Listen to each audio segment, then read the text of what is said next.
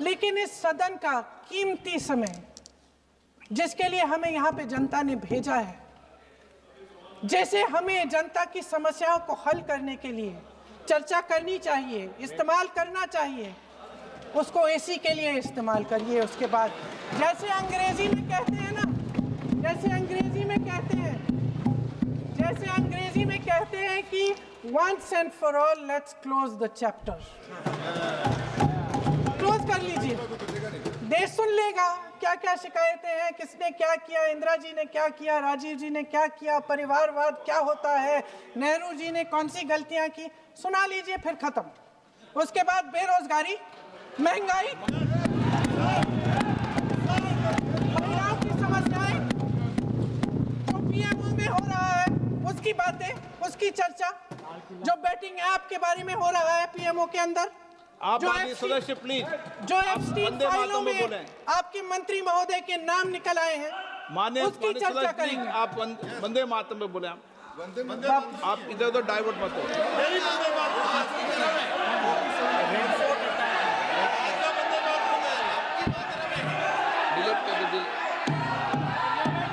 क्या हो गया? आप एक मिनट, हाँ कर दो। क्या हो गया? अंत में चिड़ी गए।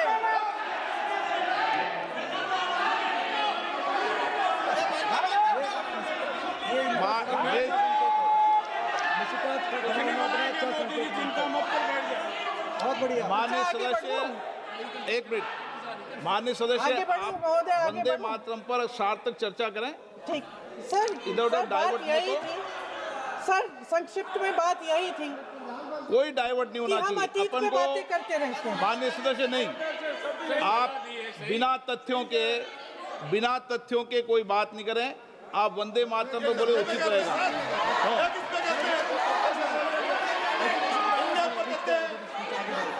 मैंने प्लीज।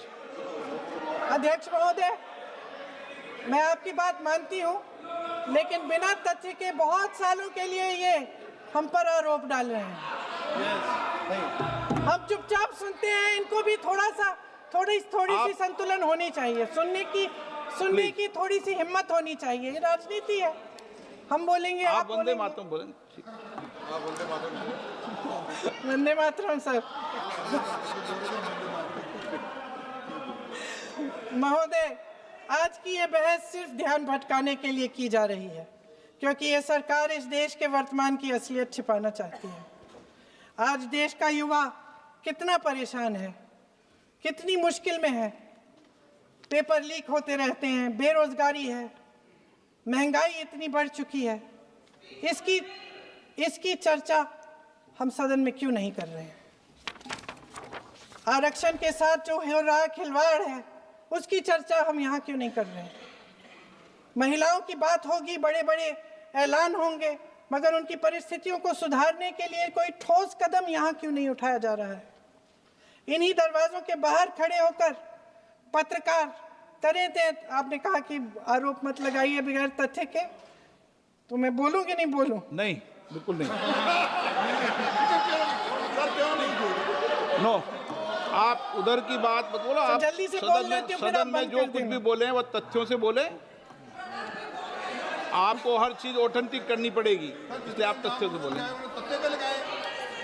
अच्छा सर, बड़े बड़े शहरों में प्रदूषण है, लेकिन हम इस सदन में बैठकर सिर्फ छोटी छोटी बातें करेंगे। कांग्रेस, बैठ जाओ रामदास।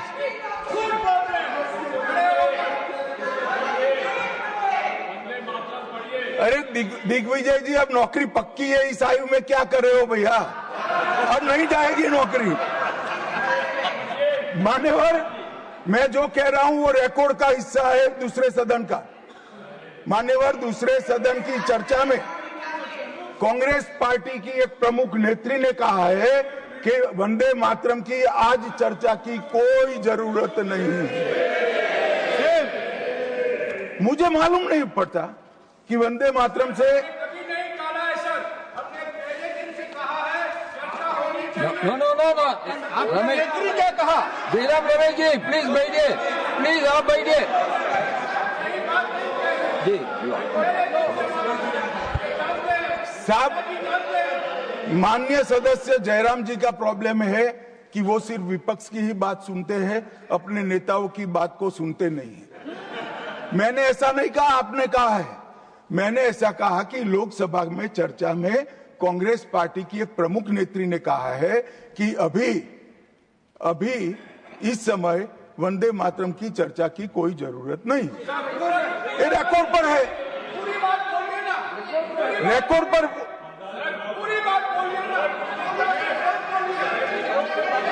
मान्यवर आप बैठिए।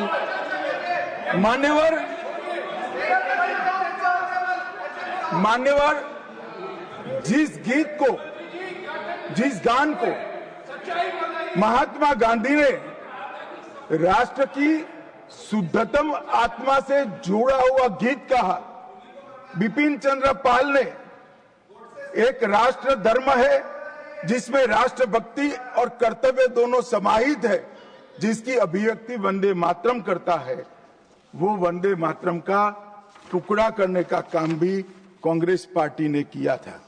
मान्यवर, अंतर्राष्ट्रीय स्तर पर भी वंदे मातरम ने हमारे आजादी के आंदोलन को गति देने का काम किया।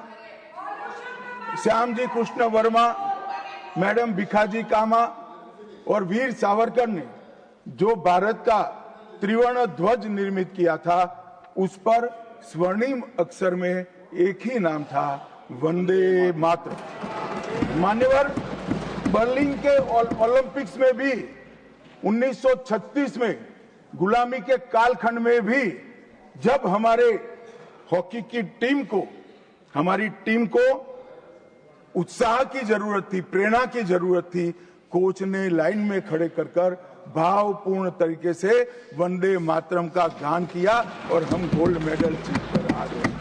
मान्यवर, भारतीय जनता पार्टी की रचना हुई तब से हमारी तो पार्टी की रचना ही सांस्कृतिक राष्ट्रवाद और ये देश अपने मूल संस्कृति के आधार पर, मूल विचारों के आधार पर चलना चाहिए, पाश्चात्य संस्कृति के आधार पर नहीं चलना चाहिए। इसीलिए हमारी पार्टी की स्थापना थी। मान्यवर, इस संसद में वंदे मातरम के गान को बंद करा दिया।